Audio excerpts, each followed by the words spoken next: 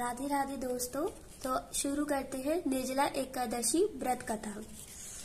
एक बार व्यास मुनि के पास जाकर भीमसेन ने कहा कि हे मुनि, मेरे पूज्य माता कुंती व पूज्य भ्राता युधिष्ठिर तथा अर्जुन, नकुल, सहदेव, द्रौपदी सहित एकादशी का व्रत करते हैं और मुझे भी शिक्षा देते हैं कि तू अन्न मत खा, नरक में जाएगा।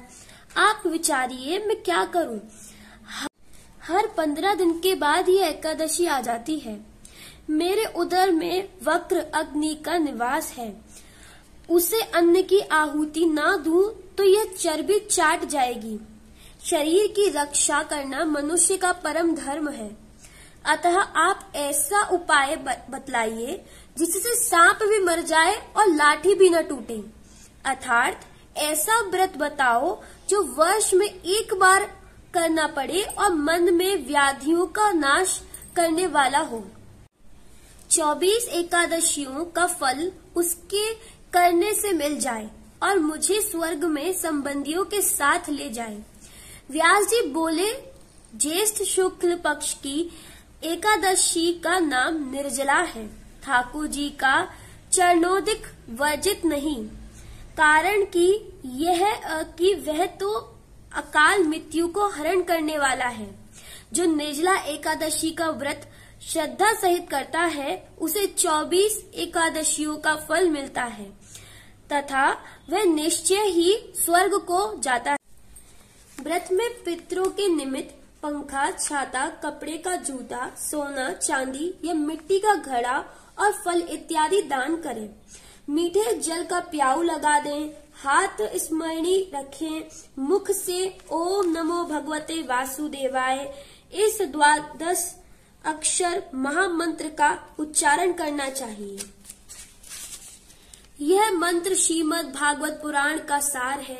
इस दिन आप यदि फलाहारी हो तो ध्रुव के प्रथम मास की तपस्या के तुल्य उसके एक दिन के समान आपका फल हो जाएगा। यदि आप पवन आहारी आज रह सको तो ध्रुव का 6वें मास की तपस्या के समान फल होगा। श्रद्धा को पूर्ण रखना, नास्तिक का संग न करना, दृष्टि में प्रेम का रस भरना, सबको वासुदेव का रूप समझकर नमस्कार करना, किसी के दिल की हिंसा न करना, अपराध करने वाले का दोष क्षमा करना, क्रोध का त्याग करना, सत्य भाषण करना तथा जो हृदय में प्रभु की मूर्ति का ध्यान करते हैं वे पूर्ण फल को प्राप्त करते हैं।